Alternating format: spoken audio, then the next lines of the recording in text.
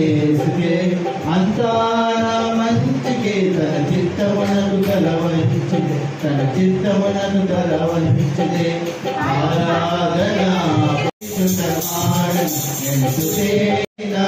కఠిన దుఃఖ బాధలైన స్థితిగతిలే మారిన అవకాశం చేయజారిన కన్నీలే పానములైన కఠిన దుఃఖ బాధలైన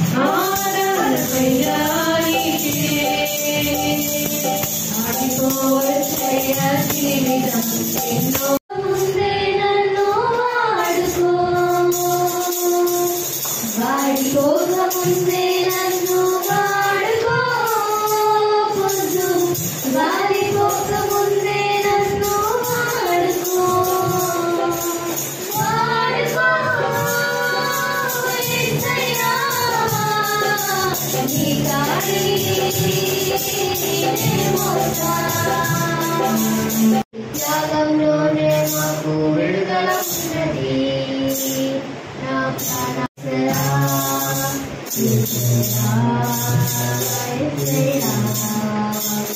నా శక్తిలో నా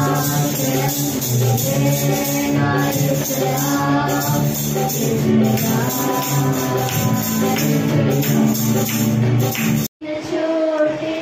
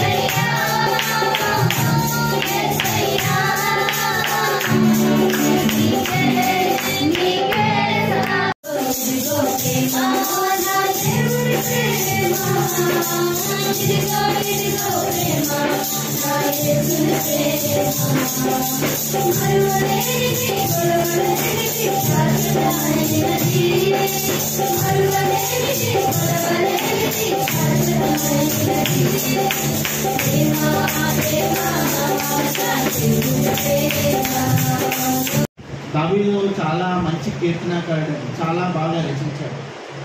దావీదు చెప్తా ఉన్నాడు మొదటి వచనంలో, యెహోవా నన్ను రక్షింపుము ప్రభువా, భక్తి గలవారు లేకపోయారు. అవును, ఇప్పుడు ఈ యొక్క దినములో కూడా మనం చూస్తే భక్తి గలవారు చాలా అరుదై విన్నారు. ఎవరు ఎక్కడ చూసినా సరే భయము భక్తి కలిగి ఎవరు ఉండట్లేదు.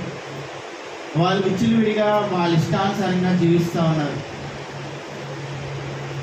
నా యొక్క నోటు మాట, నా యొక్క నాలిక నా ఇష్టం, నా యొక్క పెదవులు నా ఇష్టం అని వారి యొక్క ఇష్టానుసారంగా మాట్లాడుతూ ఉన్నారు.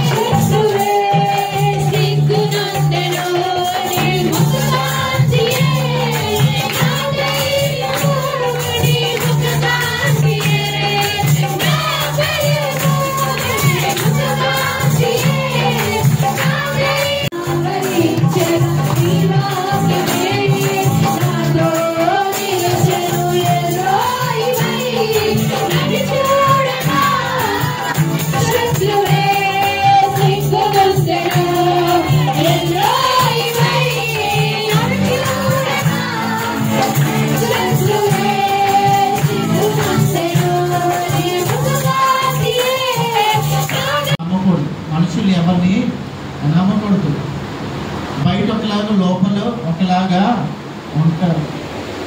మన యొక్క సొంత స్నేహితులే మనల్ని చాలాసార్లు మోసం చేస్తూ ఉంటారు.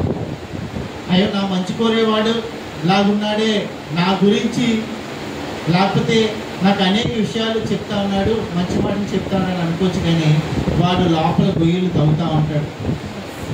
కాబట్టి ఏ ఒక్కరిని నమ్మడానికి మనము ముందుకు వేయకూడదు, ఏ ఒక్కరిని నమ్మకూడదు. ఎందుకంటే ప్రతి ఒక్కరు మోసం చేసేవారు. మనం చూస్తాం ఆఫీసులో మన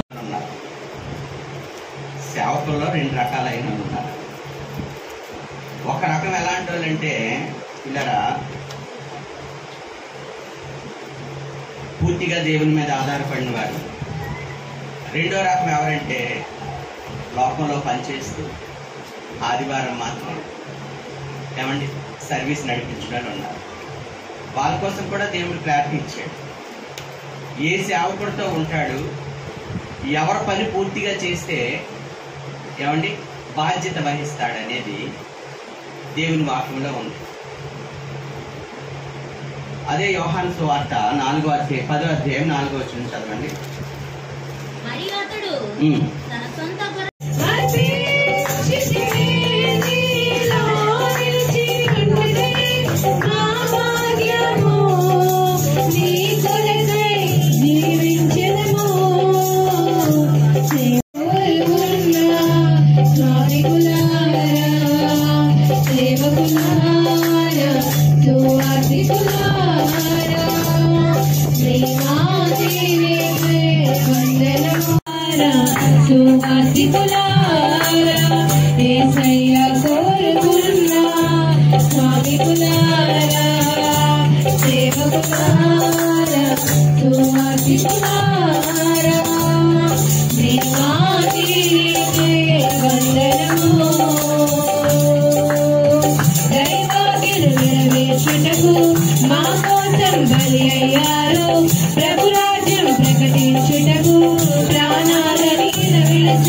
దేవుని ప్రేమయు ప్రభువైన యేసుక్రీస్తు వారి కృప పరిశుద్ధాత్మ యొక్క అన్యోన్య సహవాసం కూడి వచ్చిన మనకును తను ప్రేమించిన సకల పరిశుద్ధులకు సదాకాలము తోడయుండి నడిపించునుగాక.